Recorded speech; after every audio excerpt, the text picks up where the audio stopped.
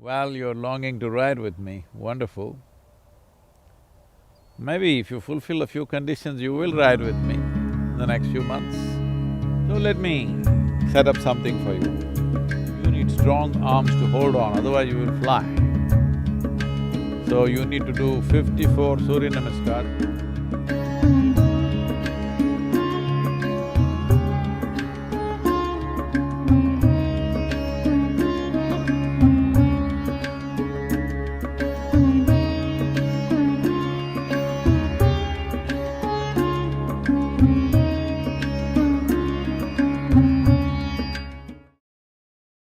My name is Manyu. I am studying in second standard and I live in Bangalore. I saw your bike ride video in America. You are really cool and you ride so fast. I love it. Right now I am feeling left out as you are traveling outside while I am not even allowed to go to school. I really want to ride with you. My question is, are you okay with the idea of a kid being your pillion rider? And if yes, tell me, how do I contact you? If no, then tell me why no. Well, Abhimanyu, second standard, huh? So, that's one more than first standard. Progress. Well, Abhimanyu, you know you are the namesake of the very famous Abhimanyu, Arjuna's son, a brilliant young boy, very adventurous, brave as it comes. But unfortunately, his life ended too soon because he was in a bit of a rush. He grasped how to penetrate a formation in the battlefield, but he was not patient enough to figure out or to wait to understand how to get out of that formation. So he got killed as a young boy, brave young boy, still celebrated, but unfortunately, the adventure didn't turn out well. So, Abhimanyu, let's understand this.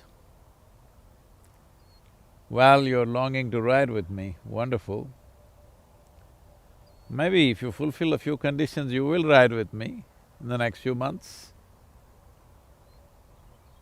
First of all, I want you to understand, what is it that is exciting you? Well, you're not able to school, that should excite you. Well, I'm riding a motorcycle, that's exciting for you, that's nice. But adventure is not just upon a motorcycle.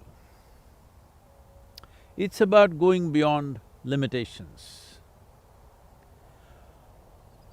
When you start stretching to break limitations, physical, mental, emotional and perceptional limitations that you have, then you're in an adventure mode. Adventure is not about doing a particular kind of activity.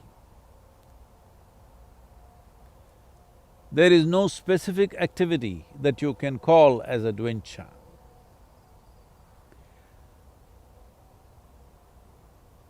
It is the way you conduct the activity. Well, probably your idea of adventure, I think the word that you use is exciting. A particular activity may seem exciting, but the same activity can become boring over a period of time. Lot of people, ask your parents or adults around you, they were very excited when they got their new job or their first job. But after some time, they're suffering their job. Like this, people are very excited because they went to a new place. After that, a little bit of repetitiveness, then it gets boring. So do not ever look for exciting activity. There is a way to make any activity exciting. That's what you should look at.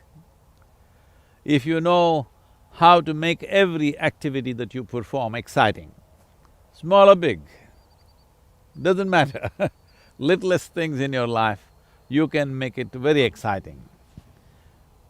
All that it takes is, in every simple activity, you're seeing how to break some limitation, how to go beyond certain limits that your body sets, your mind sets, your emotions set, and your very perception sets upon you. When I say perception, because you're a second standard boy, I'm telling you all this. The others, the adults who are listening, they're little getting bored, but most will grow old and die without realizing these simple things. When I was a child, you must be 7, 8 years of age. When I was at that age, what intrigued me was, if I see a tree, why am I not able to see what's behind it? If I see my finger, I'm not able to see the other side of it, why? So, well, I did not know all these theories of light and it reflects and that's how you see, but I wanted to bend my eyes and see somehow. Well, I didn't get my eyes around, my eyeballs wouldn't go out and do that. But then I saw, in the process of seeing something, the vision itself, I don't know, you must check with an ophthalmologist to what extent what I'm saying is true, but in my experience, I find more than 50% of what you see is in your mind. It's your mind which sees, not your eyes. Your eyes take an image inside, but the process happens there. If you refine that process, at least 50% of what your eyes cannot see, you can see. So I paid attention, this became a very big adventure for me, that simply sitting and staring at something became a big adventure. Somebody who looks at me from outside may think I'm doing something very dull, but it was the greatest adventure because I was stretching myself. In a way, this is what yoga means. Every day in the morning, people are stretching painfully because they don't know what is adventure they don't understand. If you get to stretch a little more, it's a big adventure because something exciting and tremendous happens in that process.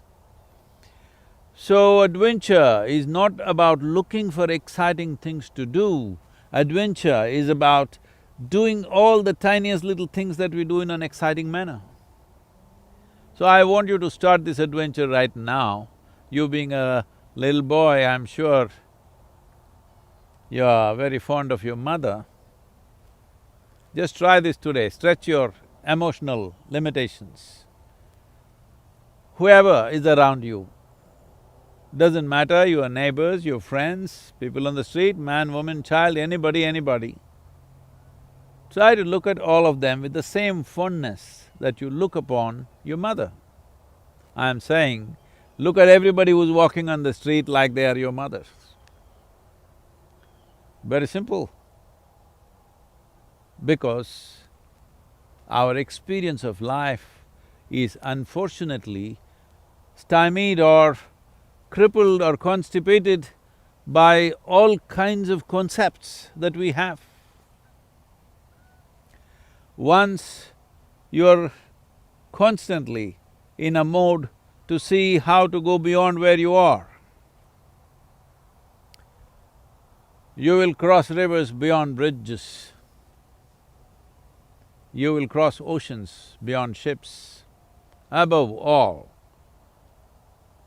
you will have friendships beyond relationships. Unfortunately, most human beings are able to form a friendship only with those things that they can relate to. you're not looking at why you're not able to relate to something. What is it that makes you relate to one thing and not relate to another thing? If you constantly see how to stretch your physical, mental, emotional and perceptional limitations, your life is one big adventure. Adventure need not necessarily mean you have to go out and conquer the world. Adventure is not a conquest. In fact, adventure means you have surrendered what you like and dislike. You surrendered what is mine and not mine. Adventure means surrender of oneself to things which are beyond us.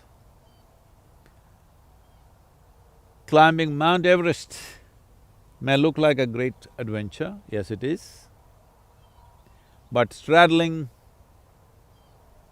the peak of your consciousness is a much bigger adventure. So adventure does not need terrain. Right now, you're complaining, I cannot come to United States and ride with me. So, passports and visas and other limitations that societies have set upon us are not limitations for an adventurer, because with your eyes closed, you can do the greatest adventure. But well, you want to ride the motorcycle, I understand. So let me set up something for you. Contact somebody in u.s.a. in Bangalore, there are so many people.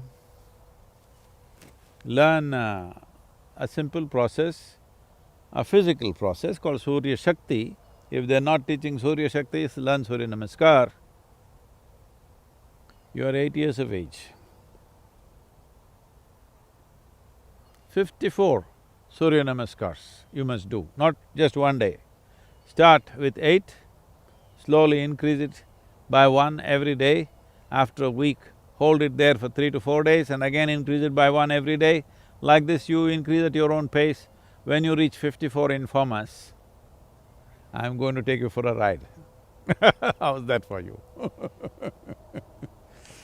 And as I told you already, another thing is every day you must walk on the street looking at everybody, man, woman, child, dog, cattle, trees, everything, with the same fondness with which you look up to your mother when she's very nice to you, not when she's pushing you to school.